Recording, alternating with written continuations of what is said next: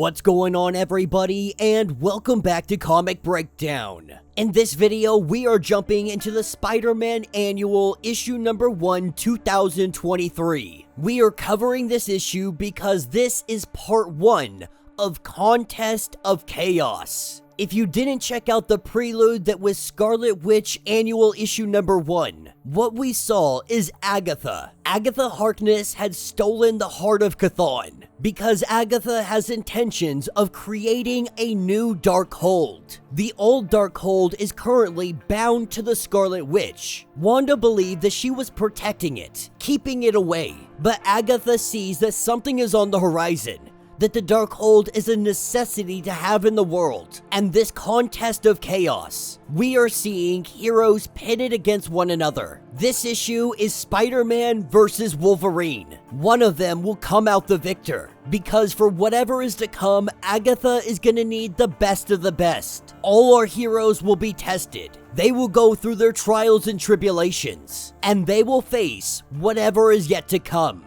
So make sure you guys have subscribed to the channel, make sure that you like this video, and with that being said, let's dive into this breakdown.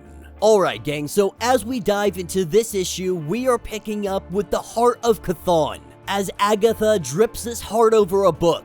Recently, she stole this book, and I highly recommend that you check out the prelude to the Contest of Chaos, Scarlet Witch Annual Issue number 1. This is a story that we have already covered here on the channel, but as we continue on with the Contest of Chaos, we're learning exactly what Agatha is up to, what she wants with it, and what she is going to do. But before we get into all of that, we pick up just a little bit before all of this. She is creating a new order, and it starts with Spider-Man. Now, Spider-Man working his way through the city, facing off against Rhino. These two do what they always do, exchanging blows, going back and forth. Inevitably, Spider-Man wins the fight like he always does. And once he has defeated Rhino, he heads out for the day. He grabs himself a burger and he heads back to his place. But when he pops open the window and he goes to go inside, he opens up that door, and this is where he finds himself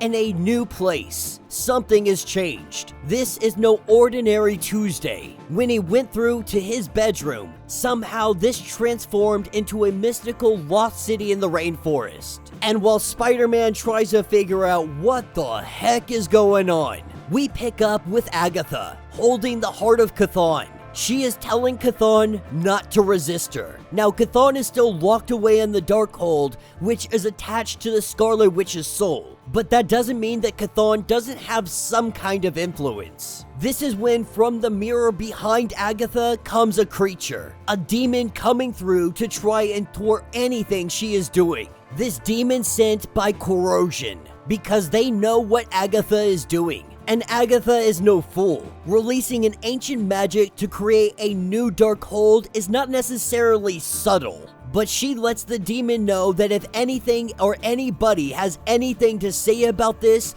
they clearly know how to find her. The demon trying to tell her that the power does not belong to you, that it's dangerous, that when you fail, they all will die. But the way that Agatha sees it is she doesn't try at all. Then what? The Scarlet Witch believes that she has rendered the original Darkhold inert by bonding it with her soul. She believes that the world doesn't need the Darkhold. And while no one else can see it, Wanda, the Sorcerer Supreme, they all have incredible ability, but they are lacking the understanding. Because for what is coming, the world doesn't need a hero, it needs a witch. This is where we see that Agatha is on a ship in the middle of the ocean. And while she makes her way through these very rough waves, we are picking back up with your friendly neighborhood Spider-Man, trying to figure out what this place is, what's going on, and where he might be. While he is here, his spider senses begin to go off.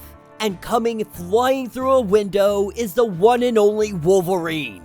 Now, at first, Wolverine believes that Spider-Man is just a trick, just some kind of magical illusion. But as they fall to the ground, Spider-Man is trying to convince him that he is very much real. Before Wolverine sticks him in the stomach, he smells him. He can smell the cheap body spray. He knows that this is no illusion. And so, getting off Spider-Man, he gets up to his feet and they begin to figure out what the heck is going on. The last Wolverine remembers, he was at the bar. He had gone to the bathroom and he ended up here without his beer. But Wolverine does recognize this geography. He recognizes that this is a jungle in the northern part of a river. Specifically, this is the Mato Grosso jungle, a jungle in Brazil. And while the location may be very real, this giant city is not. This city is El Dorado, the lost city of Z. As they begin to investigate all of the ruins, Spider-Man steps on a switch. This switch opens up a doorway. As they look inside, they see a glowing purple orb. And almost immediately, this orb takes over.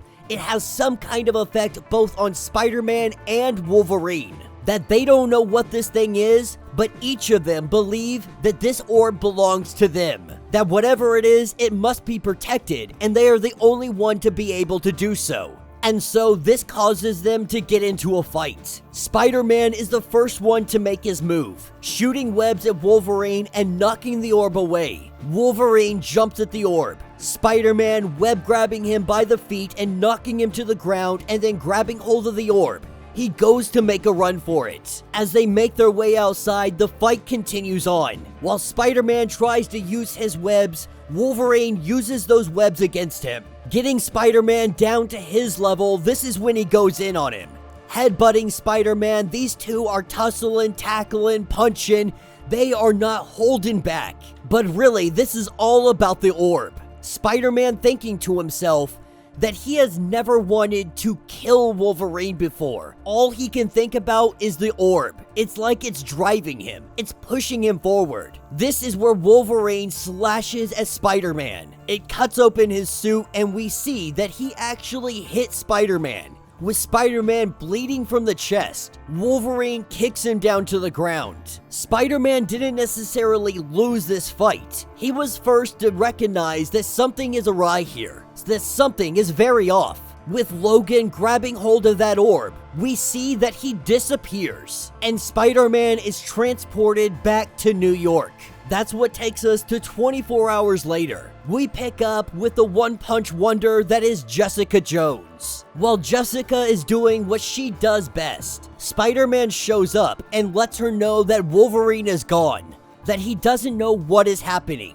He doesn't even know if any of that was real, though he knows his injuries are very real. Spider-Man's face is torn up. He goes on to explain that there was a city by the name of El Dorado. Wolverine and him had fought over a glowing orb, and then Wolverine simply vanished. He doesn't know what he did. He doesn't know what to do or how to get him back. He doesn't even know if he can trust reality right now. But what if the last thing Wolverine remembers is fighting Spider-Man, with Jessica telling him to stop with all the self-loathing, that they are gonna figure out what is going on, to stop wasting time and let's go figure this out. And so while they jump into investigating, we pick up on the ship with Agatha, a portal opening up, and Agatha is congratulating Wolverine on his victory. Holding the orb, we see that Wolverine has been transformed, sporting a whole new costume with some awesome armor. The first victory has been won. She has the first person. And what comes next is Iron Man versus Storm. And that will be the end of this issue. So let me know what you guys think down in the comments. Definitely not a bad issue. It's always fun to see something like Spider-Man vs. Wolverine. And this is going to continue on. It's taking place in pretty much all of the annuals over the next 2 months. We're gonna see Iron Man vs. Storm, Human Torch vs. Ghost Rider, Moon Knight vs. Taiguchi, which, how is that even gonna be a thing? Taiguchi is essentially the South Korean Superman. Putting him against Moon Knight, I love Moon Knight to death, but Moon Knight cannot win that fight. We got Spider-Gwen versus White Fox, which might be very interesting. Venom versus Deadpool, which will obviously be a lot of fun. Cyclops versus Captain America, and then Avengers against an unknown force. While we don't know what is on the horizon or what might be coming, Obviously, Agatha does know what's happening.